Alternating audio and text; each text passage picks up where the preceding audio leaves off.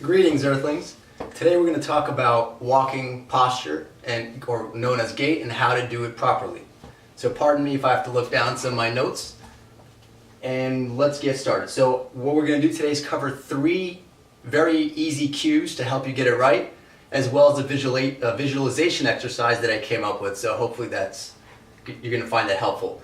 Quick medical disclaimer: I'm not a doctor or a physical therapist, so do everything I say at your own risk. Please be careful. I'm not going to be saying anything too crazy in this video, but in either case, use your common sense, and I'm telling you what has worked for me.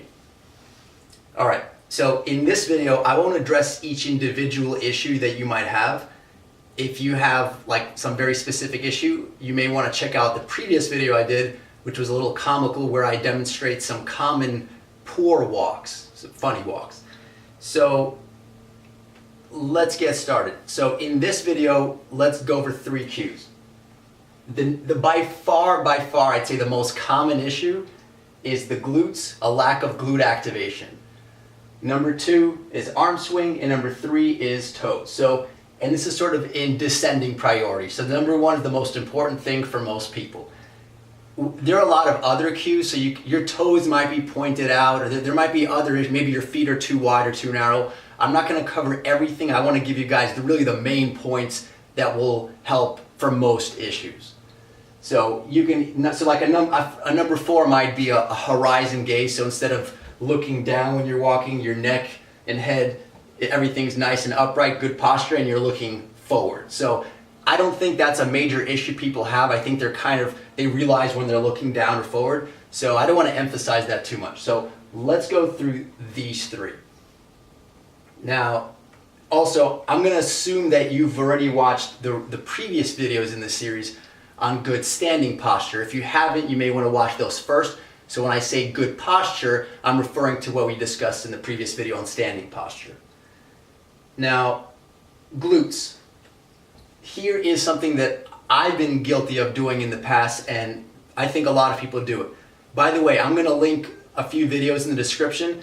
There'll be a great video demonstration of proper walking by a physical therapist. So make sure to check that out, because I won't be doing a full walk in this video. I'll just show you guys isolated things. So if you just want to see it all put together, there'll be a great video there.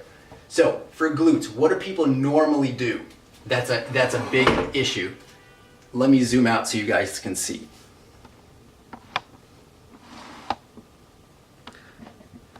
So instead of using your glutes, imagine if I just put my foot out, the weight of that foot is just going to have me fall forward. So people will just put their feet out and and when you put your feet out, that's going to engage your hip flexors and your quads. So if your quads and hip flexors are getting tired when you're walking, that's a really good indication that you're not engaging your glutes. So when you're walking, your glutes should get tired, not the front of your legs. Because the front of your legs think of it as more like if you're lifting your legs or you're bracing, it's very inefficient, first of all, and then you're tiring the wrong muscles. So that's a good indication. So when you push off, here's the counterintuitive thing. If we want to walk forward, we think we got to put our foot out. But as anybody that studies physics would know, to walk forward, the way we walk forward is we have to push off using friction. So we're going to push off the back to move forward. That's how cars move. That's how everything moves. So if I really want to go forward efficiently, I have to use my glutes to engage my leg to push back, rather than thinking of as moving my leg forward. So that's why in this little diagram,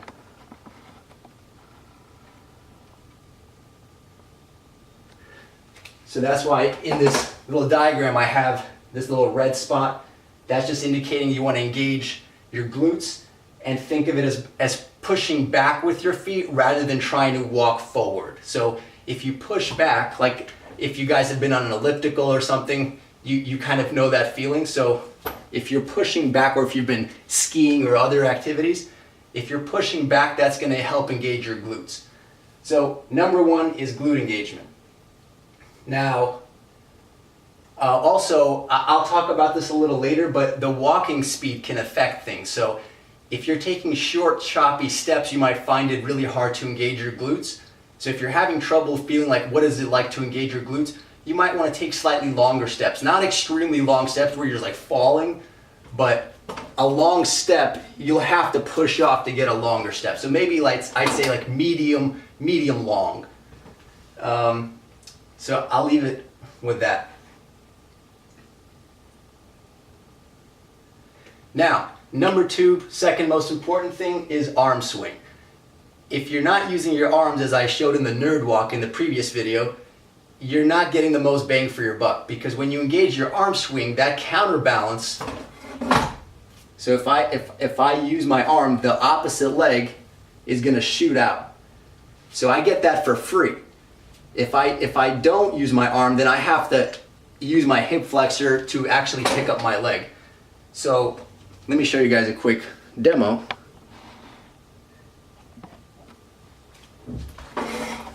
So if I'm walking, I'm pushing off, I just pushed off, let's say my right foot over here, and now my arm's going forward. To counterbalance my arm, that's gonna make this other foot just shoot out. So we talked about you don't wanna actually like jut it forward. That's effortless, that just happens automatically because your torso works like that. When this arm goes out, this foot goes out. So the foot should almost feel like it effortlessly goes forward. The work comes from pushing back.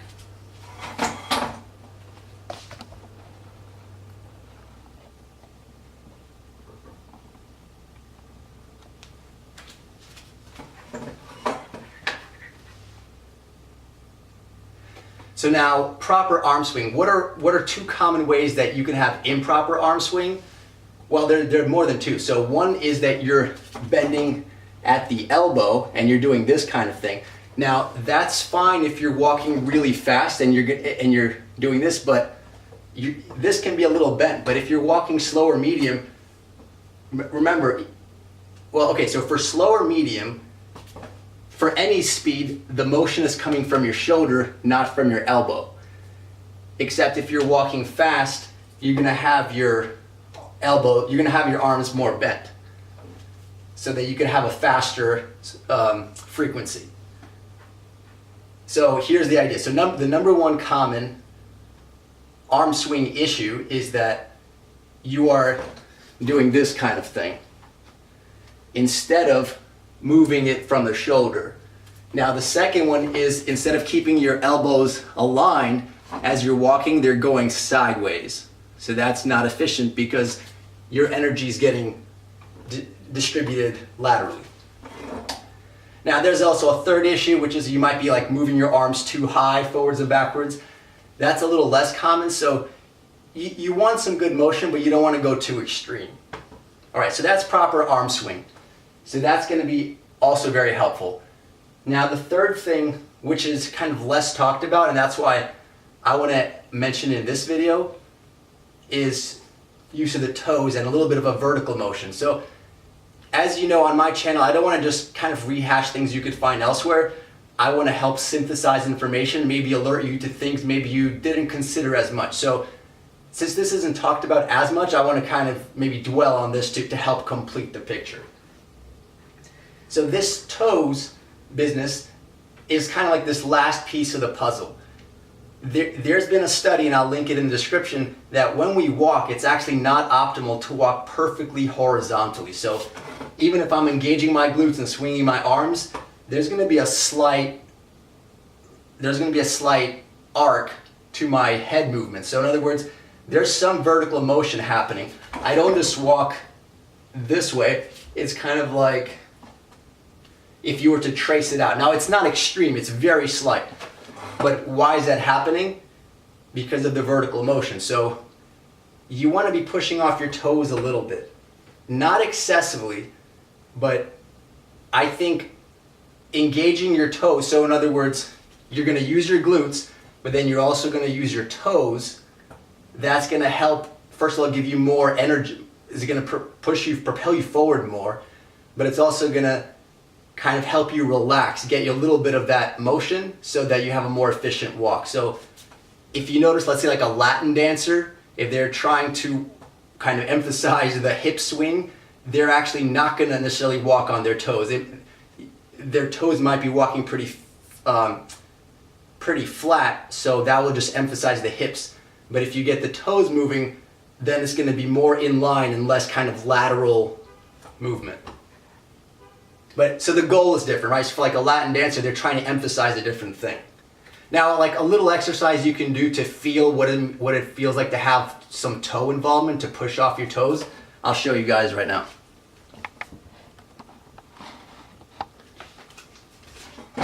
Now I want to emphasize, you don't want to walk like this, but this will help you get the idea. So instead of walking normally, we are going to, you're going to basically push off the toes, and it's going to be like this.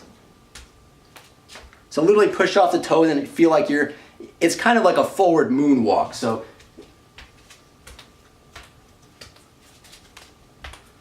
it should be like, I don't know if you guys could see that, but hopefully you got the idea. The idea is you push off your toes and you kind of glide like this. Boom, boom, boom, boom. Now you're not going to walk like that, but that'll just help you know what it feels like to activate your toes.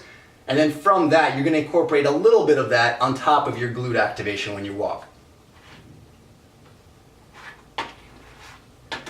Now also by adding your toes, by pushing off your toes a little bit when you walk, you're going to have a better workout because you're engaging your calves. It's going to feel better. But here's the other cool thing. Your body's going to feel better all around because it's going to add a little bit of bounce to your walk. Not too much, but here's why I think a little bit of a bounce is important. Not too much. There's a very fine line between walking horizontal and overdoing it. So by having a little bit of bounce, altogether, these three things are going to feel amazing. So here's why. And this is sort of my description, my intuition for what's going on. By having that extra little bounce, you have that pep in your step. And I'll talk about this more in future videos, but I think that's actually helpful for your lymph system and drainage, because with each one of those little bounces, you are helping to drain your body, your lymph, and also your spine, especially like your lower back and coccyx areas at the very bottom. It feels like it's going to release. It's going to feel really good. So if you combine that walking with a little bit of bounce in your step with proper breathing, you should feel your spine, especially like I said, the bottom, that pelvic floor area, it should feel like it's releasing, especially if you have lower back problems or stuff like that. It should feel really good. So if walking feels painful or it just feels okay, you're not doing it right. I mean, also I mentioned the Latin dancer. If you're walking very flat with no toe activation, without that little bit of bounce, you kind of have that I like to think of it like the male model look, where you like walk on the catwalk. They kind of, not always, sometimes they walk really flat but like I said, it's to emphasize a certain aspect of themselves, and it's not necessarily the best way to walk. So you want you should feel like a little bit of vertical motion, not just in your head, but a little bit of vertical bounce as you walk as well. So in summary, right, so these three cues, if you're doing this right, walking should feel amazing. It's a natural decompression, attraction for your spine, because that bounce is creating, like when you're landing, it compresses, but then when you're walking, because not everything's pressed out against the ground, you're going to feel a little bit of decompression. So it should feel great. All right, so here's a subtle point, and this actually got me confused. So I had to think about this, read about this a little bit. I was thinking, well, if you're going to use your glutes and push off with your toes, this gets us into the Q&A stuff. Should we activate our glutes then push off our toes, or should we push off our toes then activate the glutes? And at first I found this to be a very tricky question. Here are my thoughts. If you're gonna do a punch, right? You don't first tense your fist and then your arm and then your core. You start from your body, from the core, so that you have a very stable point to move, and then progressively, and then at the end, there's tension. So the analogy being, so when you walk, you want to tense from the center of your body first, radiating outward. So it would be your glute and then your toe. In reality, it might feel like it's almost at the same time, but it's not your toe and then your glute. So like it's either almost at the same time or kind of glute toe, glute toe, glute toe. And remember to trust the way you feel. Even though I say that to you guys all the time, you know, if I should say something that goes against the way you feel, if I were you, I trust the way you feel and disregard anything, you know, that I've said or anything anybody else has said that doesn't jive with you. What I've said, if you tried, hopefully it's gonna feel great. But if you have questions or you know you're not getting it, do what works for you. At the end of the day, if walking doesn't feel good, you have to keep experimenting till it does. I think this is gonna be a good start though. All right, so now we've gotten that out of the way. We discussed glutes, then toes. Now, let's talk about a common misconception, which is the forward lean. So if you're walking slow or medium, you don't need a forward lean, but if you're trying to walk really fast, or if you're walking uphill, a lot of times people think they need to lean forward. Now, I'll be honest, if you're starting to walk really fast, it is helpful to begin with a forward lean. And if you watch sprinters, like on the 100 meters, they will start with a lean, but as they start running, they straighten out. So it's okay to start with a forward lean for like the first few seconds, but then eventually you're just going to be walking straight. So you shouldn't be walking with a forward lean. That's highly inefficient. Same thing uphill. You might think the forward lean gives you some sort of edge, but all it does is just it makes your muscles more tired. It makes it harder to breathe. So next time you're walking uphill, you know, you're going to have the tendency to lean forward. Try to stay vertical. I found it like helps you by, I don't know, like 10-15%. It's amazing. All right, next. We sort of alluded to this, but walking speed affects your gait. So if you're trying to walk really slowly, your arms are going to just be pretty straight by your side, swinging from your shoulders.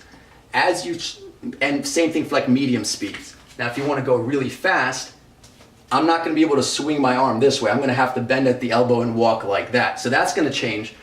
Also, the stride length and frequency might change. So I might take shorter, this is for walking, not for running. So I might take slightly shorter steps. Certainly my frequency, my turnover rate is going to be much faster, but I might even shorten my steps. And you guys can try this.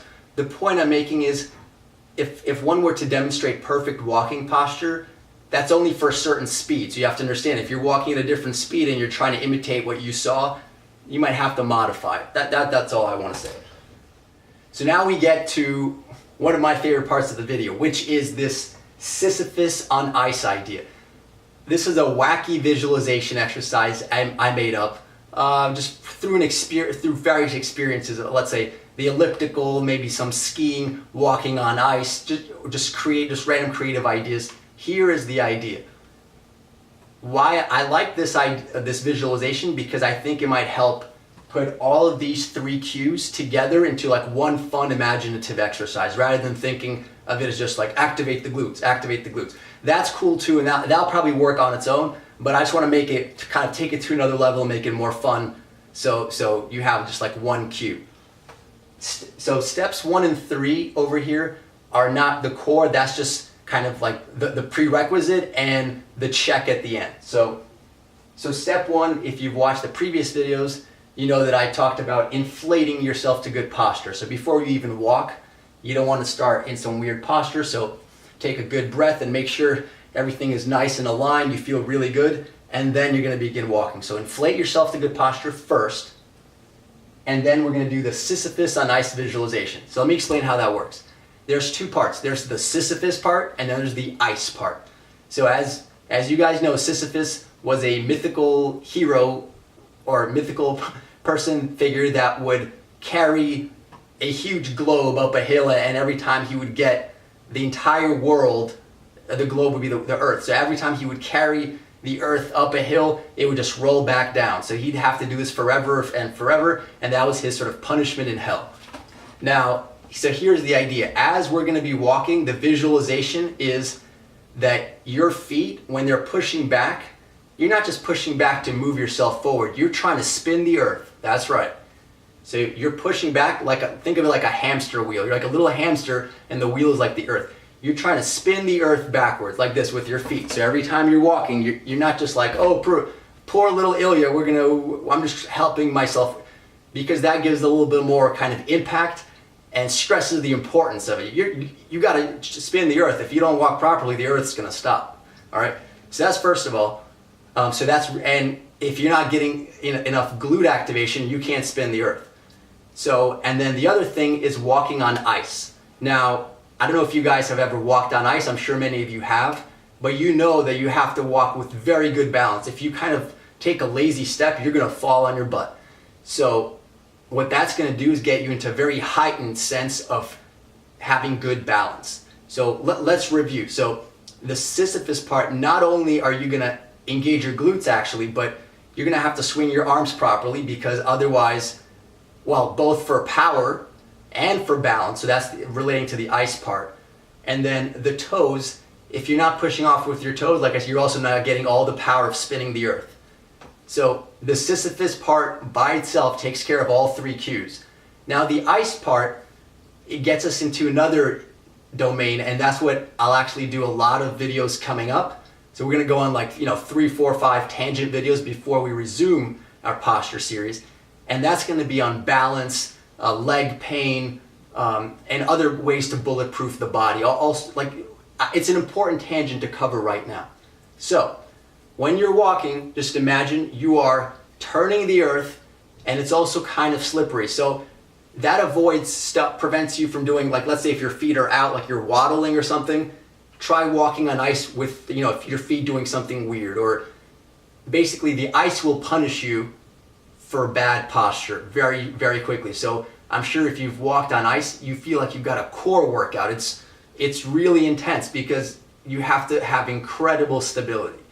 So hopefully that was helpful. And so step 3, now that you're trying this visualization, as you're doing it, make sure you're doing directed breathing, or at least very good breathing, and you're constantly scanning your body. Now I talked about this in a previous video, but essentially you want to breathe very well, and you want to scan your entire body for something that's uncomfortable, or always like little adjustments and improvements you can make.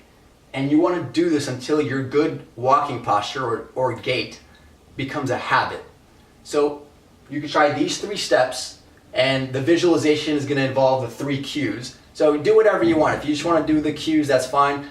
Have fun with the visualization, see if that works for you. It may not work for some of you, but to me it's kind of a fun thing. So when I think glute activation, it's not necessarily fun, but if I think, oh, I'm spinning the earth and I'm walking on ice, it's kind of fun. So why not have fun while you're walking? So I'm going to leave it there, and we're going to go on several tangents in the next few videos. All right, see you guys.